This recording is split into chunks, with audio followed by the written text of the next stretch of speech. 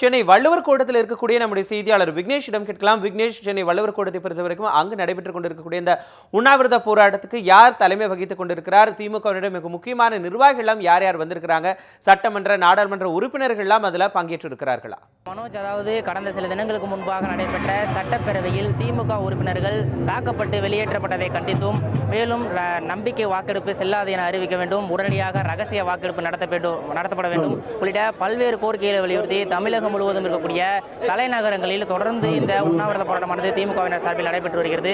குறிப்பாக சென்னை வள்ளுவர் கோட்டத்தில் சேப்பாக்கம் தொகுதி சட்டமன்ற உறுப்பினர் ஜே அன்பழகன் தலைமையில் நடைபெறும் இந்த போராட்டத்தை பொறுத்தவரையில் முன்னாள் மத்திய அமைச்சர் டி.ஆர். பாலு மற்றும் திரைப்பட தயாரிப்பாளர்கள் சங்க தலைவர் ஏ.எல். அழகப்பன், அது மட்டும் இல்லாமல் முன்னாள் மத்திய அமைச்சர் டி.ஆர். பாலு மற்றும் மு.க. ஸ்டாலினின் துணைவியார் துர்கா உள்ளிட்ட பல்வேறு தரப்பினர் மட்டும் கலந்து கொண்டிருக்கிறார்கள். இந்த சூழலை பொறுத்தவரையில் இந்த உண்ணாவிரத போராட்டத்திற்கு தலைமையேற்றிருக்கக்கூடிய சேப்பாக்கம் தொகுதி சட்டமன்ற உறுப்பினர் அன்பழகன் நம்மிடம் இருந்திருக்கலாம். அவரிடம் கேள்வி கேட்கலாம். சார், திமுக செயல் தலைவர் ஏற்கனவே அறிவித்திருந்தார், இந்த போராட்டத்தை பொறுத்தவரையில் திமுக மட்டுமல்லாது பொதுமக்கள் மற்றும் மாணவர்கள் கலந்து கொள்ள வேண்டும் என அறிவித்திருந்தார். இந்த போராட்டத்தில் மாணவர்கள் கலந்துருக்காங்களா? அதை பற்றி என்ன?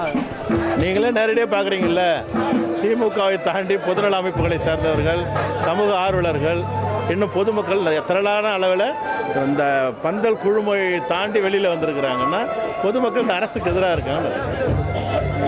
அதே மாதிரி இந்த போராட்டம் உண்ணாவிரத போராட்டமானது தமிழகம் முழுவதும் நடந்துட்டு இருக்கு. இந்த போராட்டம் எத்தகைய வெற்றியை பெற்று தரும் உங்களுக்கு? அடுத்த கட்ட வாய்ப்பு என்ன மாதிரியா இருக்குன்னு நினைக்கிறீங்க? அடுத்த கட்டம்லாம் இல்லை, ஒரே கட்டம் தான். அந்த ஆட்சி அகற்றும் வரை போராடுவோம். இந்த ஆட்சியை அகற்றியே தீரணும், மக்களுடைய விருப்பம் அது. ஏன்னா சசிகலாவை தான் முதலமைச்சராக அறிவிச்சாங்க. அவங்க ஊழல் குற்றம் பண்ணி 4 வருஷம் தண்டனை பிறகு அவங்க சார்பாக தான் பழனிசாமி வந்திருக்காங்க. அப்போ பழனிசாமி யார்? சசிகலாவோட பினாமி. அப்போ ஊழல் ஆட்சி இந்த நாட்டில் இருக்கக்கூடாது, மக்கள் விரும்புகிறாங்க.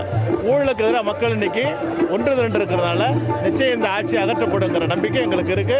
உயர்நீதிமன்றத்துக்கும் போயிருக்கிறோம், கவர்னர்கிட்டையும் போயிருக்கோம். நல்லா வரும்னு நினைக்கிறேன். அதே போல திமுக தலைவர் செயல் தலைவர் மு.க. ஸ்டாலின் வந்து குடியரசுத் தலைவரை சந்திக்க இருக்கிறார். அவருடைய அந்த சந்திக்கும் போது என்ன மாதிரியான கோரிக்கைகளை வைக்க இருக்கிறார்? இந்த சந்திப்பு எத்தகைய முக்கியத்துவம் வாய்ந்தா இருக்கும்? சட்டமன்றத்தில் அன்னைக்கு நடந்த விதத்தை விளக்கி சொல்ல போறாரு. 18ஆம் தேதி நாங்கள் 2 டிமாண்டு தான் வச்சோம். பாராளுமன்றத்தில் எப்படி நடந்துக்குமோ அது மாதிரி தான் சட்டமன்றத்தில் நடந்துக்கிட்டோம். புதுசாக நாங்கள் போய் ஆளுங்கட்சி உறுப்பினர்களாக தாக்கலை, ஆளுங்கட்சி உறுப்பினர் பக்கமே நாங்கள் போகலை. நாங்கள் சபாநாயகர் இருக்கையை நோக்கி தான் நாங்கள் போய் முற்றுகையிட்டோம். எங்களுடைய கோரிக்கை ஒன்று, ரகசிய வாக்கெடுப்பு நடத்துங்க, இல்லைன்னா 1 வாரம் கழிச்சு சுதந்திரமாக எம்எல்ஏக்கள் எல்லாம் வெளியே விட்டு அவங்க தொகுதிகளுக்கு போயிட்டு வந்த பிறகு வாக்கெடுப்பு நடத்துங்கன்னு சொன்னோம்.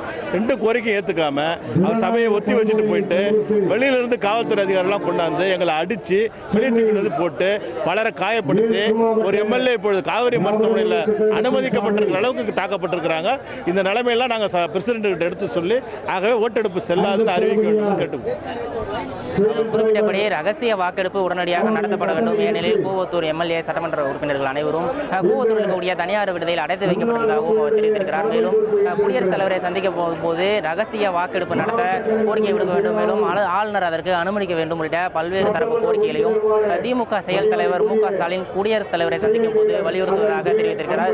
இங்கு இருக்க சூழலை பொறுத்தவரையில் தற்போது இங்கு 500க்கும் மேற்பட்ட திமுகவினர் மட்டுமல்லாது ஏராளமான பொதுமக்களும் இங்கு கலந்து கொண்டிருக்கிறார்கள். திமுக செயல் தலைவர் ஏற்கனவே அறிவித்திருந்தபடி இந்த போராட்டமானது மக்களுக்கான போராட்டம். எனவே இங்கு திமுகவினர் மட்டுமல்லாது பொதுமக்கள் மற்றும் மாணவர்கள் உள்ளிட்ட அனைவரும் கலந்து கொள்ள வேண்டும் என ஏற்கனவே வலியுறுத்தி இருந்தார். அதன்படி தற்போதைய சூழலில் இங்கு ஏராளமான பொதுமக்களும் மாணவர்களும் ஏராளமானவரும் இந்த வள்ளுவர் கோட்டத்தில் நடைபெறக்கூடிய இந்த போராட்டத்தில் கலந்து கொண்டிருக்கிறார்கள். இந்த போராட்டமானது மாலை 5 மணி அளவில் நிறைவடையும் என இங்கு இருக்கக்கூடிய திமுகவினர் சார்பில் தெரிவிக்கப்பட்டுள்ளது.